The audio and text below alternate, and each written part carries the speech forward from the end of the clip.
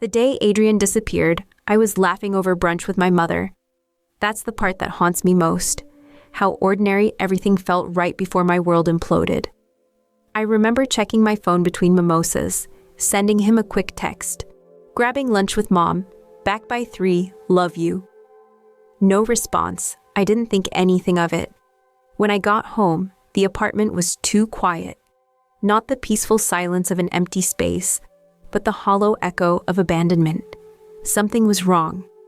I felt it instantly. Adrian, I called out, keys still dangling from my fingers. Nothing. I walked through our apartment, this space we'd shared for nearly 3 years, and started noticing the absences. His favorite coffee mug no longer on the drying rack. The stack of medical journals missing from the side table. His running shoes gone from their spot by the door. By the time I reached our bedroom, my heart was hammering. His side of the closet was empty. Not messy, not ransacked. Methodically emptied. Hangers evenly spaced where his clothes had been. The dresser drawers that held his things pulled out slightly, completely bare inside. His toothbrush, razor, cologne, all gone from the bathroom. I sat on the edge of our bed, my bed now apparently, and tried to make sense of what I was seeing. This wasn't an impulsive exit. This was calculated, planned, executed with surgical precision. It took me 3 more minutes to notice his keys on the nightstand, apartment and mailbox, placed beside a folded piece of paper with my name, Bella, written in his neat handwriting. Just my name, nothing else. I unfolded it with trembling fingers, expecting an explanation, a goodbye, anything. Inside was a single photograph. My stomach dropped as I recognized it immediately. Me leaving the Hilton downtown 2 weeks earlier, hand intertwined with Caleb's, my coworker, my mistake, my secret. My head was tilted back in laughter as we walked to his car. That was it. No words, no accusations, just irrefutable evidence and total silence. Adrian had seen everything, and instead of confrontation, he'd chosen complete erasure. I lunged for my phone, called him, straight to voicemail, texted, "Adrian, please talk to me. I can explain." The message showed as delivered but not read. I tried again, and again. Nothing. By midnight, I discovered I was blocked on every platform. Instagram, Facebook, even his email bounced back my desperate messages. It was as if a trap door had opened beneath our 4-year relationship, and he dropped through it without a sound. As I paced our half-empty apartment, I kept thinking, who does this? Who just disappears without a single word? I deserved a chance to explain, didn't I? I deserved at least the dignity of a confrontation, but deep down, a voice whispered, and what did Adrian deserve? I'd never thought of myself as a cheater. Even now, months later, I struggle to reconcile the person I believed I was with the choices I made. There's this version of myself I'd constructed, loyal, honest, good, that doesn't align with what I did to someone I genuinely loved. The affair with Caleb wasn't planned. Isn't that what everyone says? It started innocently. Late nights preparing for a massive client presentation, takeout dinners in conference rooms, commiserating over impossible deadlines. He was new to the company, ambitious, attentive in ways Adrian had stopped being. That's how I justified it to myself anyway. Adrian and I had settled into comfortable routines. He was finishing his residency, working 80-hour weeks at the hospital, coming home exhausted, sometimes not coming home at all. When he was there, he was often distracted, his mind still with his patients. I told myself I was lonely, neglected. The first kiss with Caleb happened after we landed the Peterson account. The office had cleared out for the night. We'd stayed to celebrate with a bottle of champagne our boss had left. It felt separate from my real life somehow, this parallel universe where I was someone else, someone exciting and desired. One kiss became a month-long affair. Hotel rooms during lunch breaks, fabricated work events in the evenings. Careful, I thought. So careful, deleting texts, using cash, keeping separate accounts. I never considered ending things with Adrian. That's the part I can't explain to anyone, not even myself. I loved him, truly, deeply loved him, even while betraying him. I compartmentalized so completely that I could leave Caleb's bed and go home to make dinner with Adrian, to plan our future, to sleep beside him without drowning in guilt, until that photograph shattered everything. He's gone, I told my sister Ellie on the phone the next day, my voice hollow, moved out while I was with Mom. Everything's gone. What do you mean gone, like he broke up with you? He left a picture, I whispered, unable to say it aloud, of me and Caleb. The silence on the line was deafening. Oh, Bella, her voice dropped. Not angry yet, just disappointed. The worst emotion. What did you do? I messed up. The tears came then, hot and relentless. But he won't even talk to me. He blocked me everywhere. His friends won't tell me anything. It's like he's dead. Can you blame him? Ellie's voice hardened. You cheated on him and now you're mad he won't stick around to hear your excuses? I'm not making excuses, I said, though that's exactly what I wanted to do. I just need to explain, to apologize. I deserve at least a conversation. No, Bella, you don't. The gentleness was gone from Ellie's voice. You don't get to decide what you deserve anymore. That's when I realized that Adrian wouldn't be the only loss in this fallout. My own sister was already choosing sides. The first week after he vanished, I existed in a state of frantic desperation. I called hospitals, convinced he'd been in an accident. I contacted his workplace, only to learn he'd requested emergency personal leave. I even drove to his parents' house in Connecticut, where his mother answered the door with eyes like ice. He doesn't want to see you, she said, blocking the entrance. Respect that much, at least. Mrs. Castillo, please. I need 5 minutes. You had 4 years of minutes, Bella. You wasted them. She started to close the door, then paused. He trusted you completely, you know. That's who my son is. When he loves, he does it without reservation. And this is how you repaid that trust. I stood on their porch long after she closed the door, rain soaking through my jacket, wondering when exactly I'd become this person that everyone could dismiss so easily. By the second week, humiliation had settled in alongside the panic. Word was spreading. Friends were taking sides, most of them his. Our couple friends, people I'd known for years, stopped responding to my messages.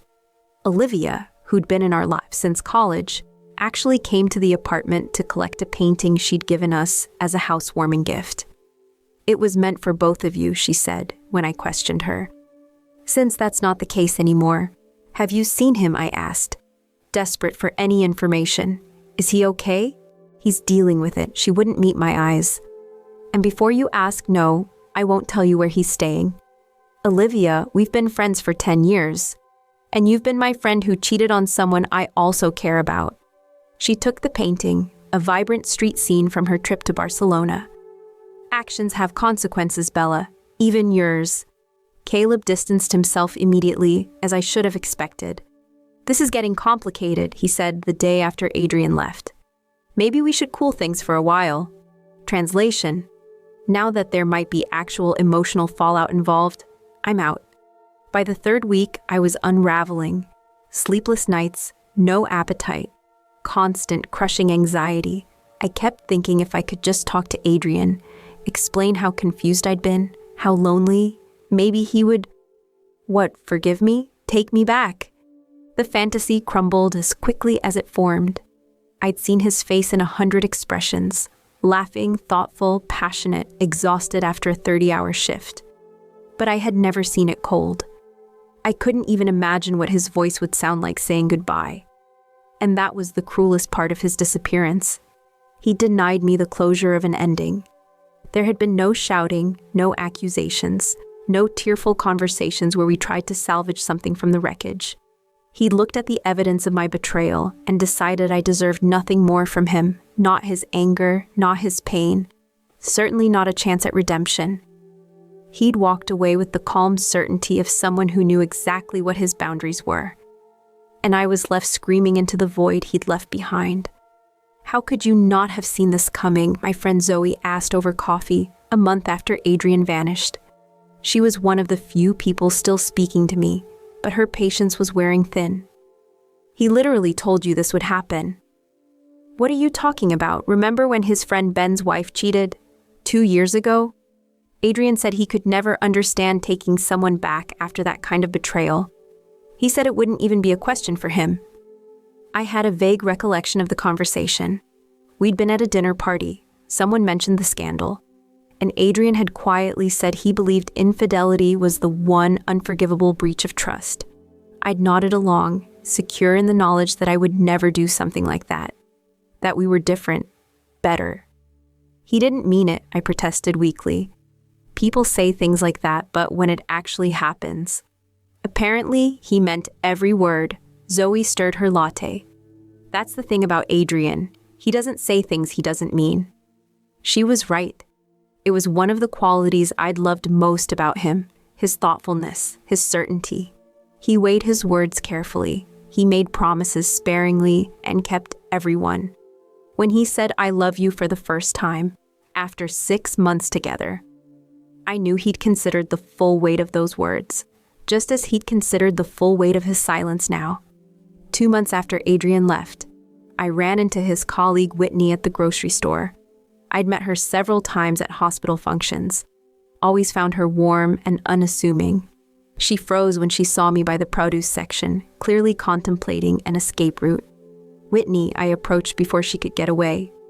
"How are you?" "Fine," she said stiffly. "Just grabbing a few things." "How's work?" I asked, desperate to keep her talking. "How's everyone?" She knew what I was asking. "Everyone's fine, Bella. Is Adrian okay?" Something flickered across her face. Pity, maybe. "He's transferred to Boston Medical. Started last week." The floor seemed to tilt beneath me. "Boston? He moved to Boston?" "I'm sorry. I thought you knew." She wasn't sorry. No one was sorry for me anymore. "He didn't even say goodbye," I whispered, more to myself than to her. "I think that was rather the point," Whitney said, no longer bothering with politeness. She left me standing there, holding an avocado I'd never remember to use, trying to process that Adrian was now in another state, putting physical distance between us to match the emotional chasm. That night, I drank an entire bottle of wine alone in my apartment, and did what I'd been avoiding. I boxed up the remnants of him that still lingered. The books he'd left behind. A forgotten sweatshirt. The fancy coffee beans he preferred. As I worked, I kept encountering these small, devastating reminders. A ticket stub from a concert last summer tucked in a book. A birthday card he'd written that made me laugh through tears. A stray cufflink under the dresser. It felt like a second abandonment, removing these traces, but it also felt necessary. If he could cut me out of his life with such surgical precision, perhaps I needed to do the same. The next morning, hungover and hollow-eyed, I took the boxes to a storage unit across town. Not ready to discard them completely, not strong enough to keep them close, in limbo, like everything else. "You need to stop this," Ellie told me over the phone, 3 months in. The constant checking of his social media from fake accounts. The drive-bys of his old workplaces. It's becoming obsessive. "I'm not obsessive," I protested. "I just need to know he's okay." "No, you need to know he's suffering as much as you are," she said bluntly. "And it's killing you that he seems to be moving on just fine." That stung because it contained a grain of truth.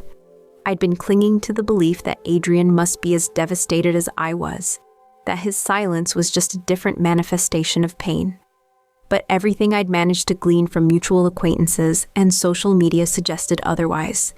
He'd taken the position in Boston, bought a condo near the hospital, joined a cycling club. Life continuing, reshaping itself around my absence. Meanwhile, I was suspended in amber, every aspect of my existence defined by his departure.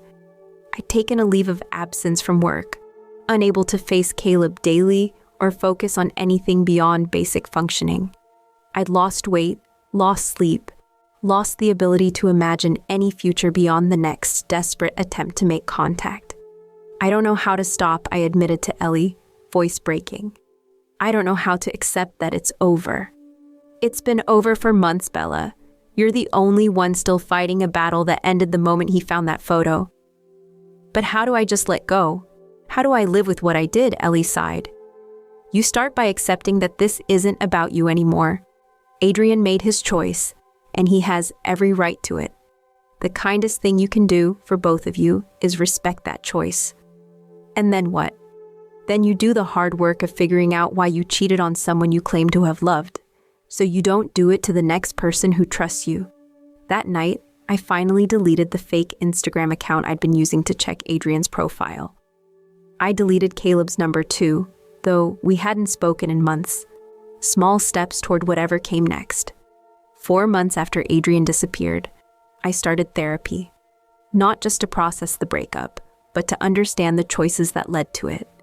The first few sessions were mostly me crying and repeating variations of, "But I loved him, I really did," while my therapist Marion waited patiently for me to exhaust my self-pity.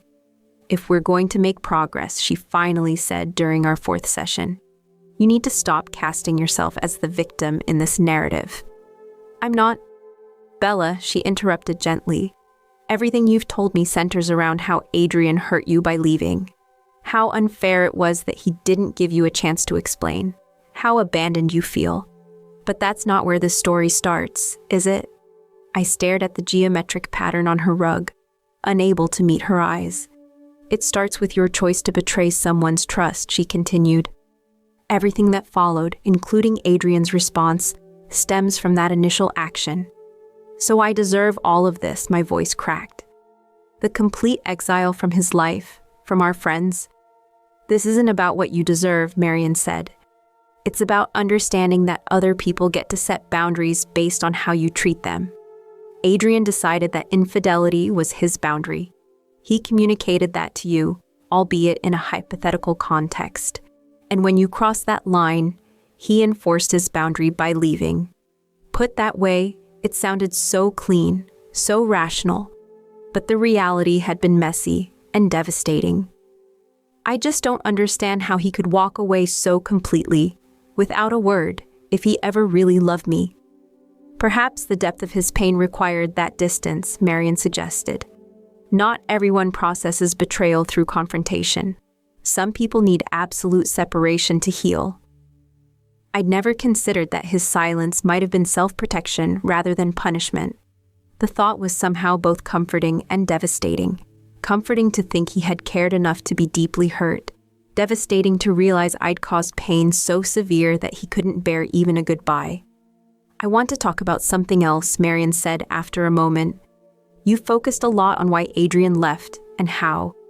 I'd like to focus on why you made the choices that led to that moment.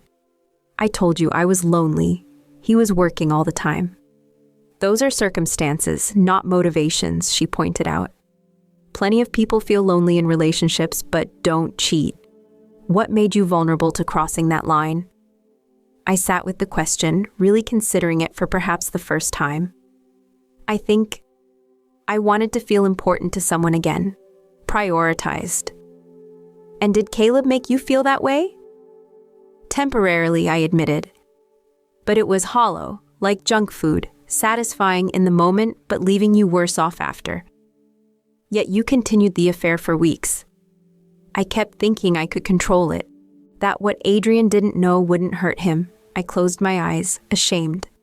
I didn't want to lose what I had with him, but I also didn't want to give up how Caleb made me feel. "You wanted everything on your terms." "Yes," I whispered, the truth of it finally sinking in. I was selfish and entitled, and God, no wonder everyone thinks I deserve this. "This isn't about deserving punishment, Bella," Marion said firmly. "It's about understanding your actions so you can make different choices in the future." Different choices. The concept seems so simple and yet so elusive. Who would I be if I became someone who made different choices? Someone who didn't sabotage her own happiness? Someone worthy of the trust Adrian had once placed in me? For the first time since he'd vanished, I felt a flicker of something beyond grief and self-pity. a tentative curiosity about who I might become on the other side of all this pain. 6 months to the day after Adrian disappeared, I met Katie. I'd finally returned to work, though at a different firm. The complete professional implosion I'd feared hadn't materialized. Caleb had transferred to another department. Tongues had wagged briefly. Then corporate amnesia set in as newer, juicier scandals emerged. Still, I'd needed a fresh start, somewhere without the ghost of my mistakes haunting the break room. Katie was a client, a startup founder looking for marketing help. Smart, driven, with a quick laugh and zero tolerance for bullshit. We clicked professionally immediately. "Drinks after the presentation?" she suggested one evening. "I know a great wine bar nearby." The invitation startled me. I'd become so accustomed to isolation, to being the pariah, that the simple gesture of social inclusion felt foreign. Over glasses of Malbec, we talked business, then gradually shifted to personal territory. She mentioned a recent divorce. I hesitated, then offered. "I went through a difficult breakup last year." "Ah, the hazards of the heart," she said, raising her glass in a mock toast. "Want to talk about it?" "Not really," I answered reflexively. "Perfect response," she laughed. "Nothing worse than drinks ruined by excavating romantic rubble." But after another glass, I found myself wanting to tell someone who didn't already know, who might see me as I was now, rather than through the lens of my worst decisions. "I cheated on my partner," I said suddenly. "He found out and left without a word. Just vanished from my life completely." Katie's eyebrows rose slightly, but she didn't recoil. "That's a hell of an exit strategy." "It destroyed me," I admitted. "But lately I've been thinking maybe it was the only way it could have ended, given who we both are." "And who are you?" she asked, curious rather than judgmental. The question caught me off guard. 6 months ago, I would have answered with superficial identifiers. Marketing executive, Adrian's girlfriend, daughter, sister, friend. Now those labels felt insufficient, some no longer applicable at all. "I'm someone learning to live with regret," I said finally. "Someone trying to understand why I hurt a person I genuinely loved. Someone hoping to be better." Katie nodded slowly. That's a more honest answer than most people could give. We finished our drinks and parted ways with plans to meet again, not as client and service provider, but as potential friends. It felt like a small but significant step toward whatever came next. A year after Adrian disappeared, I moved out of our apartment. It had taken that long to accept that those rooms would always echo with his absence, that no amount of new furniture or repainting could transform the space into something that belonged solely to me. My new place was smaller in a different neighborhood, with no memories embedded in its walls. As I unpacked boxes, still finding the occasional item of his hidden among my things, a pen, a book, a coffee mug, I thought about the measurement of time, how a year could feel both infinitely long and surprisingly brief. In some ways, I was still raw from Adrian's departure, still caught off guard by waves of grief that would hit unexpectedly. Hearing a song he loved in a store, seeing someone with his distinctive walk from behind, dreams where we were still together, still happy. But those moments were becoming less frequent, less debilitating. In therapy, I'd begun to understand the patterns that had led to my infidelity. My tendency to seek external validation when feeling insecure, my fear of confronting problems directly, my belief that I could control outcomes by controlling information. Understanding didn't excuse what I'd done, but it gave me tools to recognize these impulses before they translated into destructive actions. My relationship with Ellie had slowly repaired itself, though there remained a wariness between us that hadn't existed before. She'd been right about so many things, and I'd resented her for it. Now I valued her willingness to tell me difficult truths. "You seem better," she observed over dinner at my new place. "More present." "I think I am," I said, considering the assessment. "Not fully healed, but healing." "Have you heard anything about him?" she asked carefully. "We rarely mentioned Adrian directly anymore." "Whitney told me he's been made chief resident," I admitted, "and that he's seeing someone, a pediatric nurse." Does that bother you? A year ago, even 6 months ago, the news would have devastated me, sent me spiraling into obsessive social media stalking and tearful midnight phone calls. Now it produced a dull ache, like pressing on a bruise that was finally beginning to fade. Yes, I said honestly, but not in the same way. I want him to be happy. I wish I hadn't been the one to hurt him so badly. You can't change the past, Bella. No, but I can learn from it. I poured more wine for both of us. I've been thinking about forgiveness lately. Has Adrian reached out? Ellie asked, surprised. No, not that kind of forgiveness. I shook my head. I mean forgiving myself, not for what I did to him. That's not mine to forgive. But for being someone who was capable of making those choices. For being flawed and selfish and afraid. That's remarkably self-aware. I smiled wryly. A year of therapy will do that. After Ellie left, I sat on my new balcony, watching the city lights flicker against the night sky. I thought about Adrian, wondering if he ever thought about me, if he'd found whatever peace or closure he needed. I hoped so. It seemed like the least I could wish for him. I thought about the person I'd been when we met, younger, more certain of my own goodness, unaware of my capacity for self-destruction. I thought about who I was becoming now, humbled, more honest with myself, acquainted with my darkest impulses, but not defined by them. The pain of Adrian's absence would always be there, I realized. A scar, rather than an open wound.